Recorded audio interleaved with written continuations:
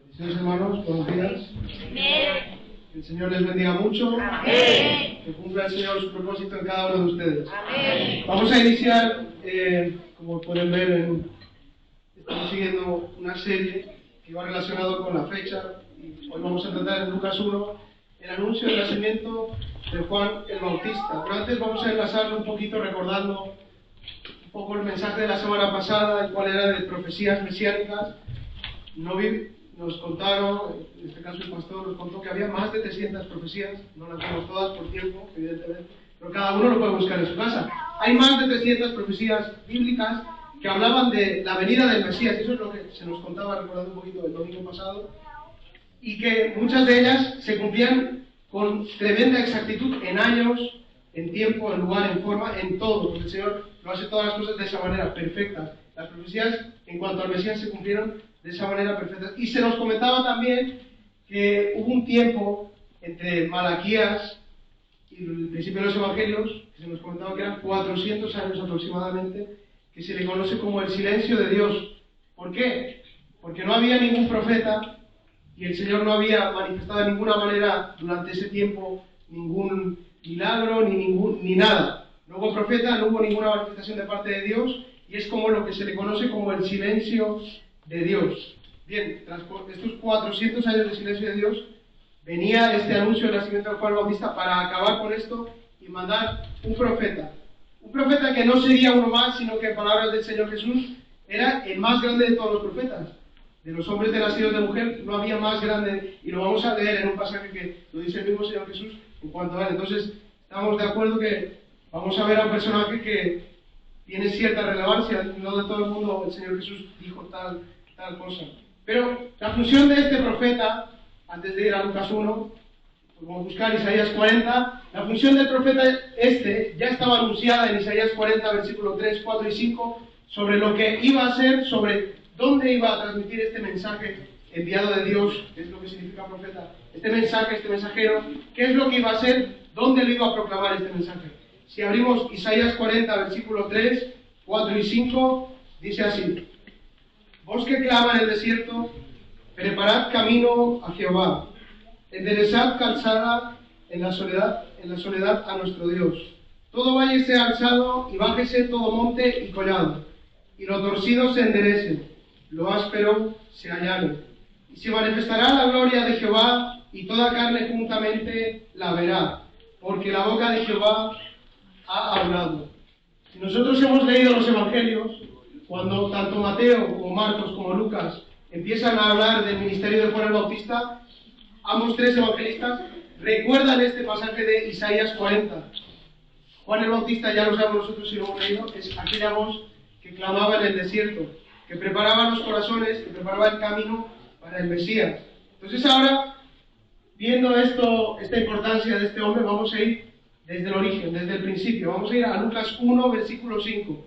Y como dicen los primeros versículos de Lucas, él estudió con diligencia, él decidió ordenar todas las cosas, investigando, hizo un trabajo realmente de investigación, como un periodista. Él era un científico, él era un médico, entonces él se basó en esos estudios que él tenía como para tener lo que hoy en día nosotros tenemos, el libro, el Evangelio de Lucas. Con esa misma diligencia vamos a ir nosotros viendo versículo a versículo acerca de lo que se nos dice del anuncio del nacimiento de Juan el Bautista.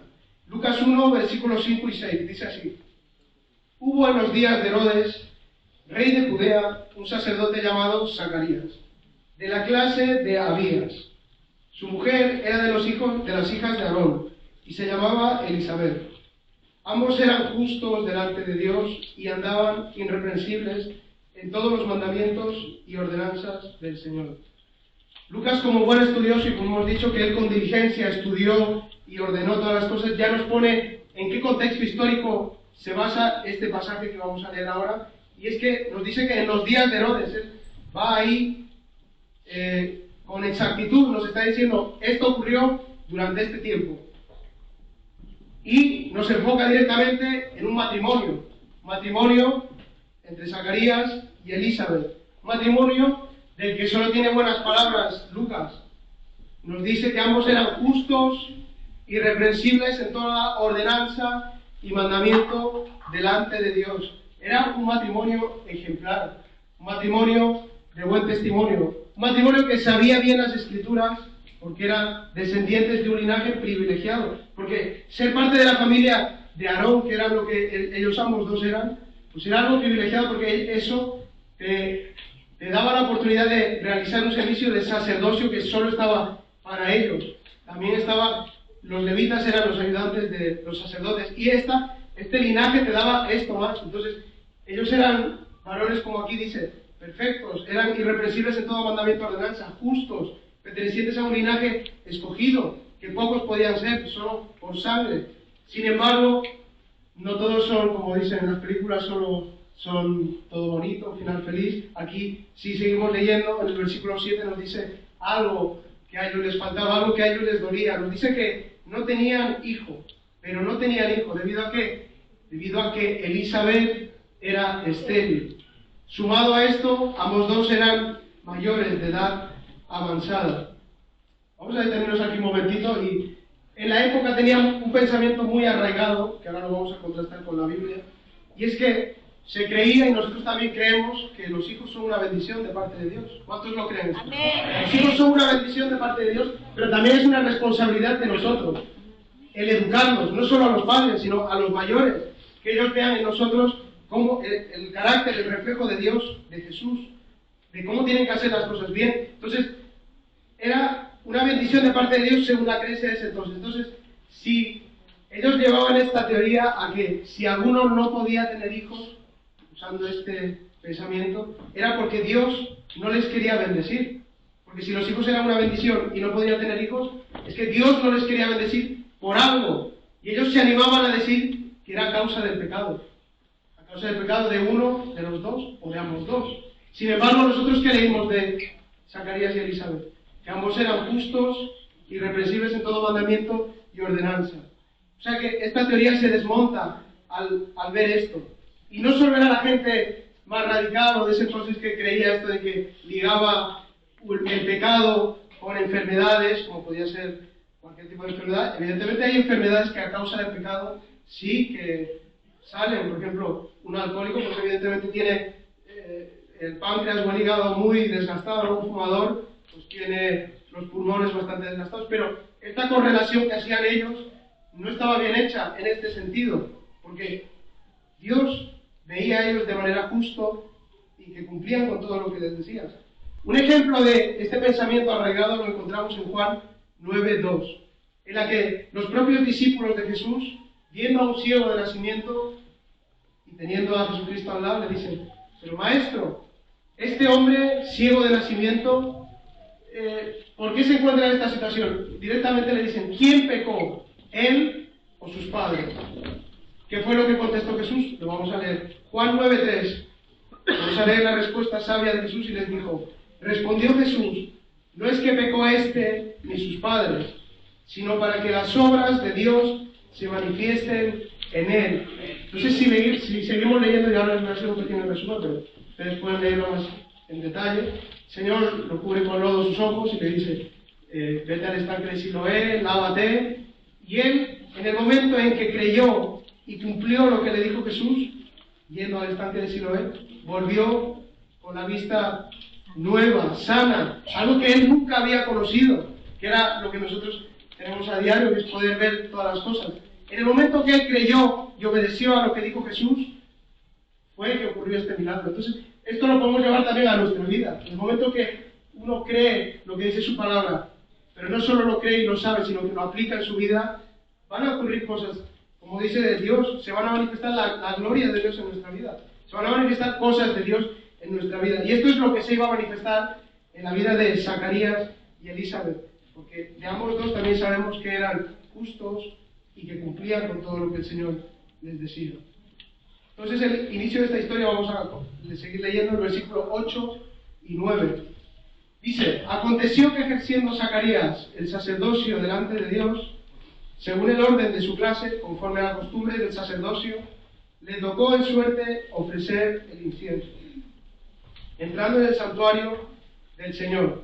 Aquí vamos a dar un poquito de contexto porque, evidentemente, de historia de los judíos, pues, si no hemos estudiado aposta, no sabemos. y vamos a explicar un poquito cómo era el servicio sacerdotal, cómo se organizaban ellos, porque aquí nos dice que según su orden, y al principio leíamos que él pertenecía a la orden, a la clase de Abías. ¿Esto qué es? Pues en 1 Crónicas 24, no hace falta que lo busquen, David clasifica y ordena a los sacerdotes en 24 grupos, en 24 clases o órdenes, como nos dice aquí en Lucas. Y si leemos ahí, la orden de Abías era la octava, a la que pertenecía Zacarías. Entonces, esto lo hizo David para que se hiciera un servicio sacerdotal de manera eficaz y ordenada, porque los sacerdotes era una gran cantidad numerosa de gente, entonces no importaba que ellos estuvieran siempre ahí en el templo o en el tabernáculo como era en ese entonces. Pero en tiempos de Zacarías sí que ya había templo. ¿Y cómo se organizaban estos turnos sacerdotales? Porque si estaban organizados en 24 turnos, era porque cada turno iba de sábado a sábado. De modo que empezaba la primera clase de sábado a sábado, luego le tocaba la segunda, y pues aquí como hemos leído, le tocaba la octava de Zacarías, así hasta las 24.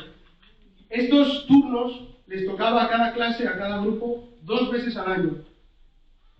Vivieran donde vivieran, tenían que presentarse en el templo durante una semana para ofrecer este servicio a Dios, exceptuando las fiestas solemnes. Concretamente ellos tenían 3 fiestas solemnes: Pascua, Pentecostés y Tabernáculos. Durante estas 3 fiestas solemnes debían presentarse los 24 grupos de sacerdotes en el templo de Jerusalén a ofrecer su servicio sacerdotal. ¿Esto por qué?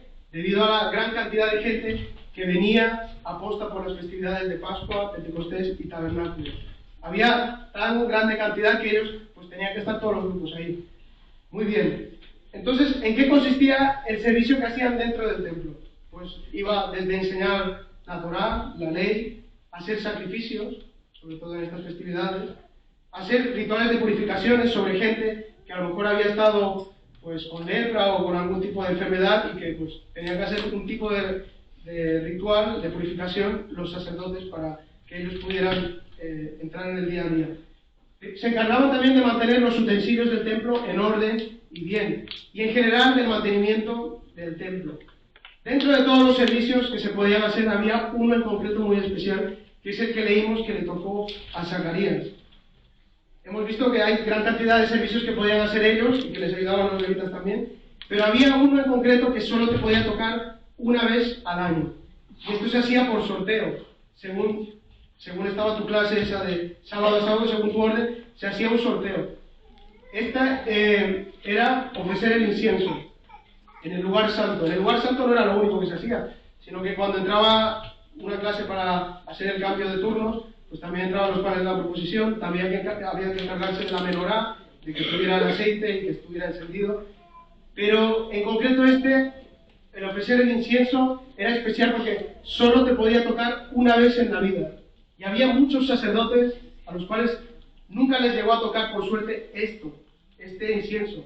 Si te tocaba una vez ya te quitaban el sorteo y ya nunca más lo ibas a hacer. De modo que esto lo hacía pues todavía más especial. Seguramente muchos sacerdotes pues querían que les tocara, ¿no? Hoy en día es como si te tocara la lotería, porque había gran cantidad de sacerdotes. Hay algunos historiadores que decían que había 20.000 sacerdotes. Entonces tú imagínate que te toque entre 20.000 en tu vida sacerdotal, que tampoco era muy grande, era más o menos de los 30 a los 50, 60. O sea que en 20, 30 años te tenía que tocar esto, yendo solo a hacer tu servicio 2 veces al año, 2 semanas.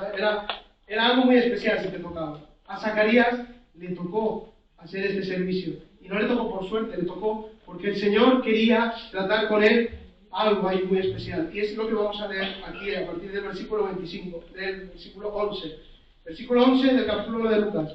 Y se le apareció un ángel del Señor puesto en pie a la derecha del altar del incienso. Y se turbó Zacarías al verle y le sobrecogió temor. Zacarías ya estaba dentro del lugar santo, ofreciendo su servicio del incienso. Seguramente antes hubiera estado preguntando a los que ya lo hicieron: oye, ¿esto cómo es? Porque como nunca lo había hecho él, pues evidentemente estaba preguntando y estaba nervioso de lo que se debía de hacer. Lo que él debía de hacer era entrar con el incienso, ofrecerlo ahí en el altar del incienso, hacer una pequeña oración, y una vez hecha la oración, esto no duraba más de un par de minutos, un minuto, salía y él daba la bendición a la gente que le estaba esperando fuera. Porque fuera había gente esperando también, orando a que él saliera y les diera la bendición que leemos en número 6 de el Señor haga resplandecer su rostro sobre ti, que te dé paz, guarde tu salida y tu entrada. Esto es lo que tenía que decir el sacerdote al salir de este lugar. La gente estaba esperando que él le dijera esto, pero él en ese momento tuvo lo que leímos ahí. En ese lugar se supone que no debía haber nadie.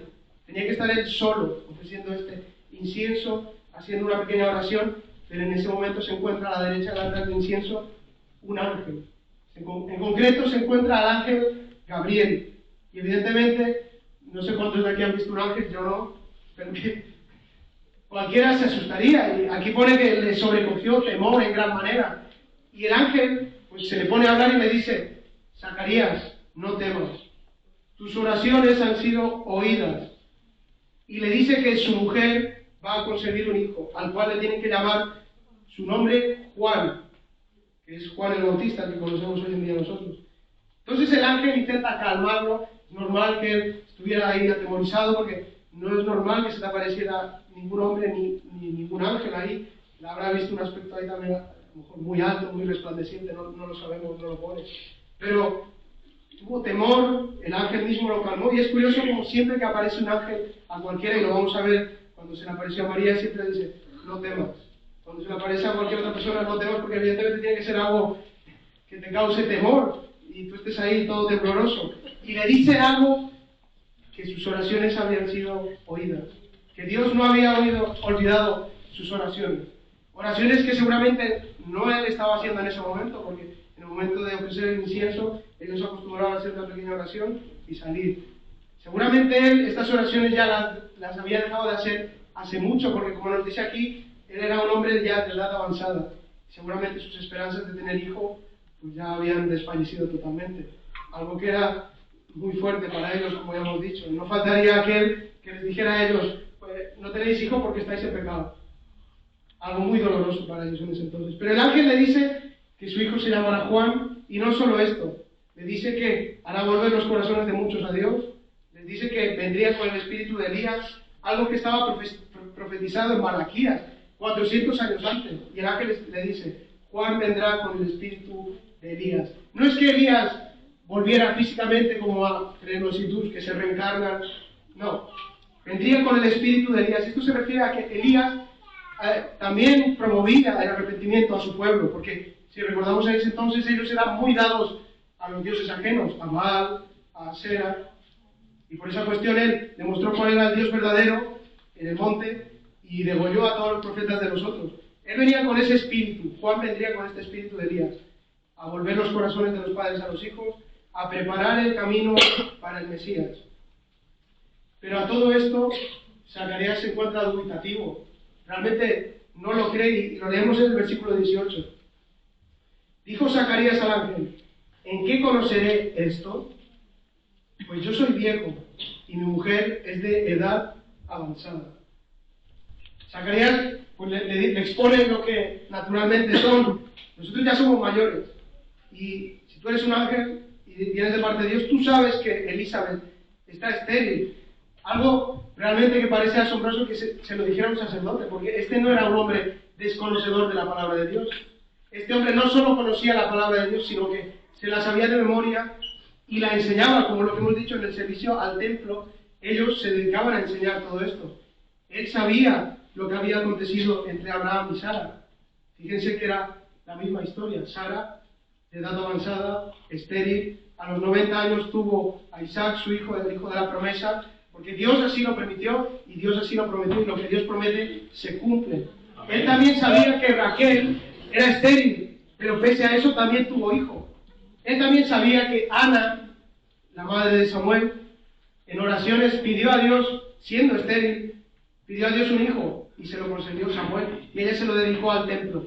Él sabía todo esto de memoria. Él lo había expuesto seguramente a los niños, a los mayores, a muchos en la sinagoga, en el templo, pero él realmente no creía que esto le fuera a acontecer con él. Y esto me lleva a pensar que muchas veces nosotros pedimos o oramos por circunstancias, por situaciones que realmente lo pedimos a Dios, pero realmente no creemos en nuestro interior que esto pueda suceder. Por lo que Jesús le decía a sus discípulos, también seguramente a nosotros: hombres de poca fe. Basta un poquito de fe para creer, porque nosotros sabemos que al que cree todo le es posible. Y vamos a seguir con otro ejemplo en Hechos 12, en el cual, en casa de Marcos, teniendo a Pedro encarcelado, ellos no lo sabían, pero estaban orando para que Pedro saliera de la cárcel. Pedro estaba encarcelado y, por la gracia de Dios, mandó un ángel y lo rescató, lo sacó de esa cárcel. Sin embargo, los hermanos no lo sabían, y reunidos en casa de Marcos, estaban orando y pidiendo a Dios que sacara a Pedro de esa cárcel. Una cárcel que no es como hoy en día, que tú tienes tu cama, tu televisión, hasta calefacción, no. En ese entonces eran cuevas, era de lo más repugnante que podía haber ahí. Había pestes, había enfermedades de todo tipo. Pedro estaba en esa situación y un ángel lo sacó, saliendo milagrosamente por el medio. Los hermanos orando, intercediendo por él, pedían por él y escucharon el ruido de una puerta. Entonces fue una hermana a abrir, la hermana Rode, y escuchó la voz de Pedro y se alegró en gran manera. Volvió a los hermanos, les dijo: hermanos, está Pedro aquí en la puerta. Y ellos, ¿qué le dijeron? Estás loca, estás loca. ¿Cómo va a ser Pedro si estamos orando para que el Señor lo liberte de la cárcel? Fíjense, ellos estaban orando por algo que realmente no creían. Que el Señor ya había obrado, ellos seguían orando, pero no creían. Porque ella diciéndoles que Pedro estaba en la puerta, dicen no. Y ella sigue insistiendo y le dicen: pues a lo mejor es el ángel de Pedro. Imagínense a lo que uno llega a decir, o realmente aquí nos damos cuenta que nosotros no creemos lo que, como les pasaba a estos hermanos. Finalmente ellos van a la puerta y ven verdaderamente que era Pedro. A Pedro le estaban haciendo esperar ahí en medio de la noche fuera de la calle. Zacarías, y lo que acabamos de contar aquí en Hechos 12, pues nos revela esto, que muchas veces nosotros no nos terminamos de creer lo que Dios puede hacer. Sabemos por su palabra y por testimonio de otros hermanos que es un Dios de milagros y Él no ha parado de hacer milagros nunca, no se ha quedado en el Antiguo Testamento ni en el primer siglo. El Señor sigue obrando y puede hacerlo también con nosotros, que no nos pase como a Zacarías, que él se creía que ya por su edad, esto ya no iba a ser con él. No, hermanos, porque al que cree, todo le es posible. Si lo creemos, esto puede acontecer. Sin embargo, él se mostró incrédulo y a costa de esto, pues el ángel le dijo: pues te vas a quedar mudo, así como no has creído a la primera, pues te vas a quedar mudo. ¿Cuánto tiempo? Hasta el nacimiento de su hijo Juan. Y así él quedó mudo. Recordemos que había gente fuera esperando y era algo que no tardaba mucho, pero como se le apareció el ángel y estaban ahí dialogando, pues la gente de fuera ya se estaría preocupando por: oye, algo está pasando ahí dentro, que no sale el sacerdote, a ver qué ha pasado. Y luego salió él y evidentemente no pudo salir palabra de su boca.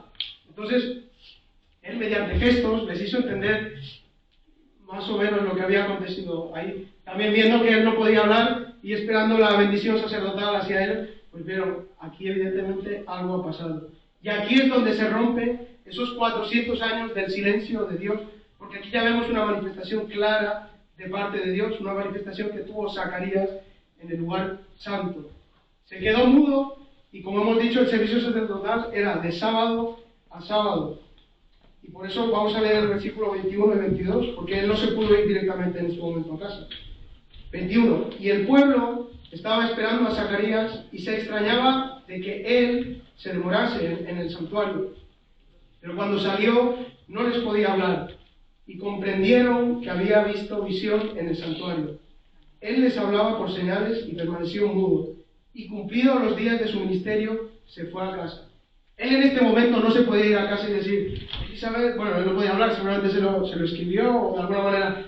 Él no podía irse en este momento a su casa porque él tenía un servicio de sábado a sábado. Y como hemos dicho que él era un hombre que cumplía con todo mandamiento y ordenanza de Dios, él se quedó hasta el sábado, como mínimo un par de días, aquí no sabemos en qué día estaba, pero se quedó hasta el sábado ahí y luego hizo el viaje hasta su casa. Y durante 9 meses permaneció mudo y encerrado con su mujer Elizabeth. Ya ambos alegres porque recibieron la promesa de parte de Dios, de parte del ángel en este caso y de parte de Dios, de que tendrían su hijo Juan.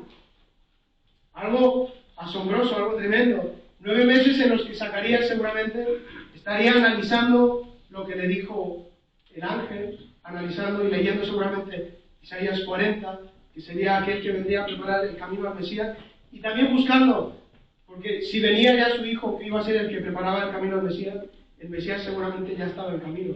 Y así era. María fue a visitar a Elizabeth y ambas se Y aquí lo pone que era lleno Juan del Espíritu Santo desde el vientre de su madre. Y ambas saltaron y se dijeron cosas muy bonitas, ambas embarazadas en ese entonces. Entonces, llegó el tiempo del alumbramiento de Juan, y lo vamos a leer, que ellos tenían por costumbre ir al templo y al octavo día circuncidar a su hijo. Versículo 57. Cuando a Elizabeth se le cumplió el tiempo de su alumbramiento, dio a luz un hijo. Y cuando oyeron los vecinos y los parientes que Dios había engrandecido para con ella su misericordia, se regocijaron con ella. Como era costumbre de los judíos, al octavo día, después de nacer, un bebé súper pequeñito, lo llevaron ahí para que fuera a circuncidar, como era la costumbre de los judíos. Y no solo de los judíos, sino que, viendo el otro día me pareció, había muchos países, hoy en día también árabes, que siguen esta costumbre. Era algo sobre todo de salud en ese entonces, pero sobre todo era de un mandamiento de Dios y obediencia de parte de ellos. Hoy en día ya sabemos que es por cuestiones de salud que les va bien. Entonces esta costumbre ellos la hicieron como conocedores de la ley y de sus costumbres judías, fueron a que Juan fuera circuncidado. Y en ese entonces, pues todo el mundo conocía a Zacarías, y viendo al pequeñito, no conociendo su nombre, pues le llamaban, Zacarías, Zacarías, Zacarías. Se ve que tenían ese entonces, y hoy en día algunos saben que el abuelo sí se llama Juan, el padre también, y el nieto también. Hay algunos que siguen que el abuelo, el padre y el hijo tienen el mismo nombre. Pues a lo mejor ellos en ese entonces también le dicen, Zacarías, Zacarías. Sin embargo, Elizabeth les corrige, les dice, no se va a llamar Zacarías, se va a llamar Juan. Entonces ellos le dicen, pero Juan, si no hay ningún Juan en tu descendencia ni en tu familia.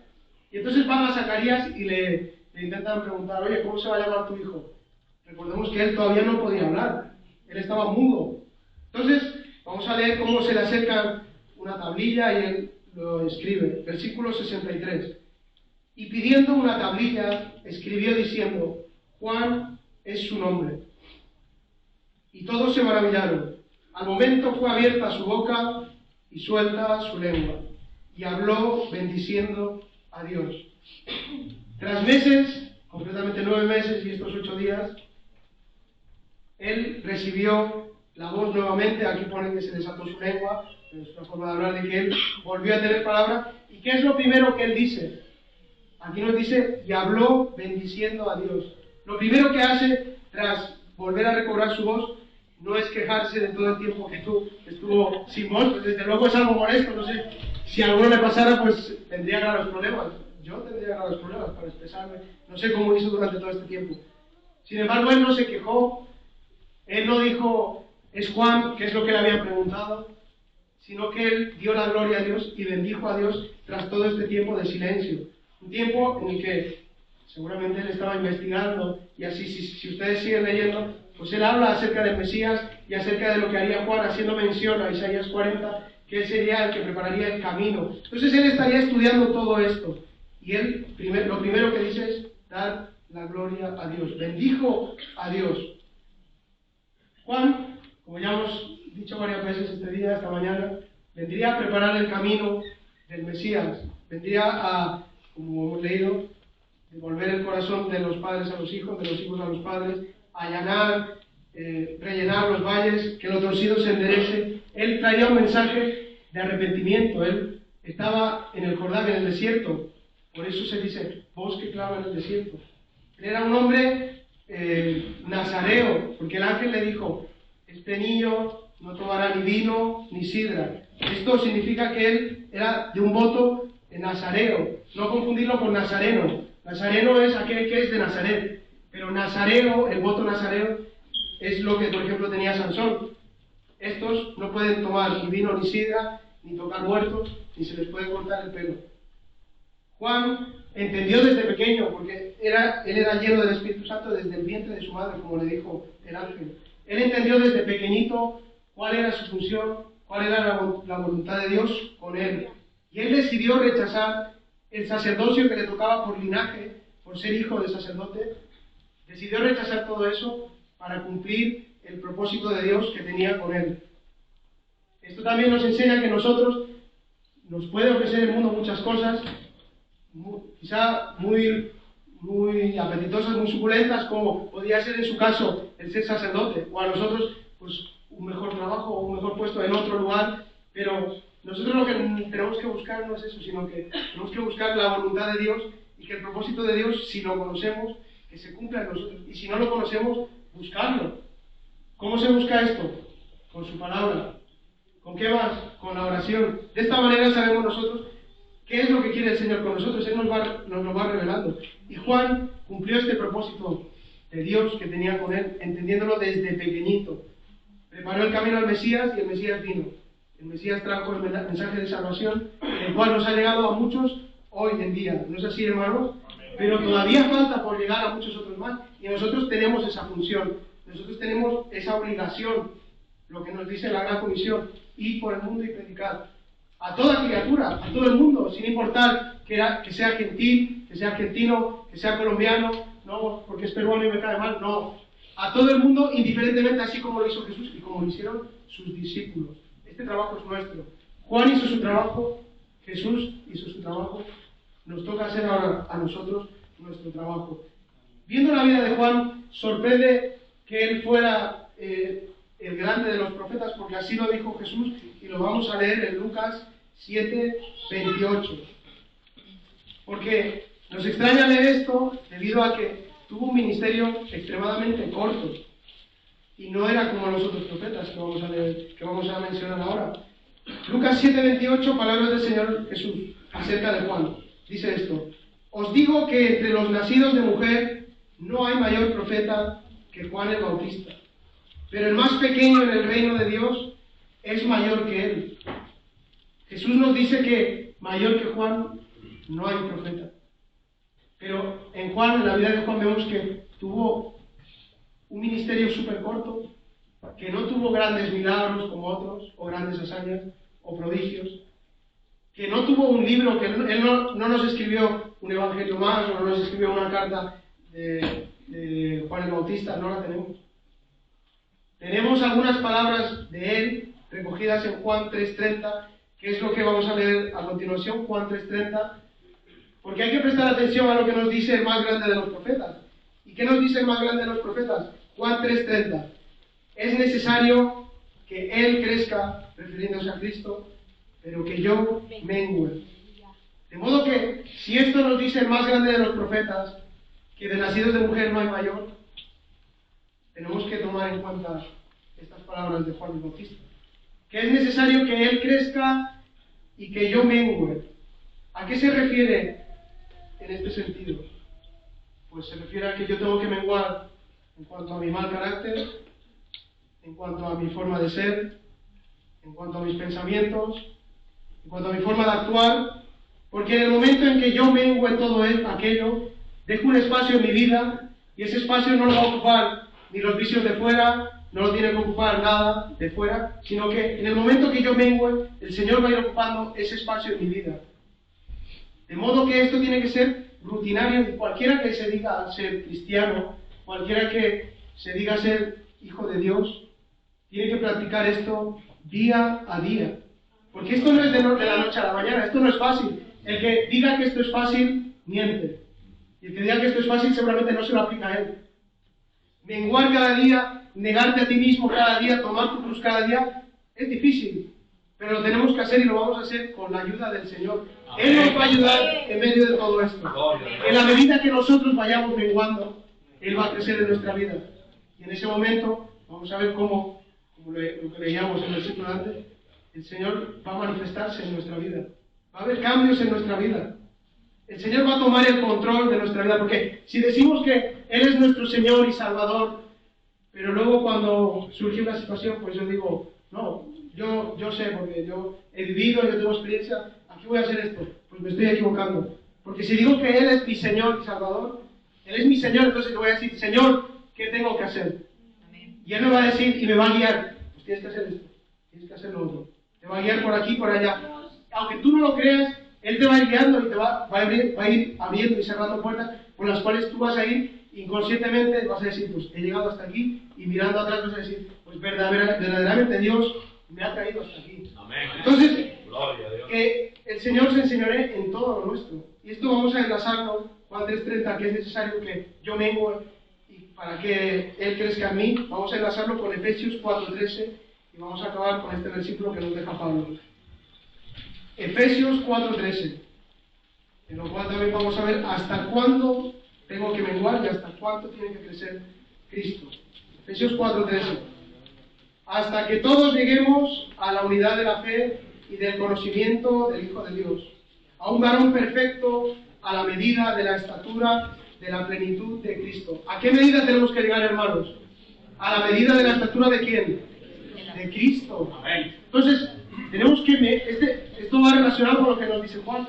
Tengo que menguar, tengo que hacerme cada día más pequeño en cuanto a todo lo que hemos dicho, a mi conducta, a mi forma de ser, porque todos somos malos.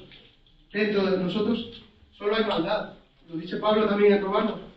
Es de continuo solamente el mal en nosotros. Hemos rechazado a Dios, pero ahora estamos a sus pies. Y tenemos que llegar a esto, a la plenitud de la fe, a la medida de la estatura de Cristo. Tenemos que ir menguando y Cristo tiene que ir creciendo en este sentido en nuestra vida. Tenemos que ir reflejando día a día con nuestro ser, con nuestras acciones, porque lo fácil es decirles cosas como: hoy puedo estar hoy aquí yo, el domingo estará otro, pues estará otro. Lo fácil es decirles todo esto que está en la Biblia y que está bien, pero ¿qué es lo difícil? Lo difícil es que yo lo cumpla día a día. Eso es lo difícil. Y ahora, ¿con qué nos vamos a ir? Vamos a decidir aceptar este reto de ir menguando día a día, o vamos a ser sabios en nuestra experiencia, en nuestra propia opinión y seguir con lo nuestro. No, hermanos, animémonos los unos a los otros y digámonos esto día a día. Tenemos que seguir menguando, hermanos. Tenemos que seguir menguando y que Cristo siga creciendo y resplandeciendo en nuestras vidas. Que el Señor les bendiga, hermanos.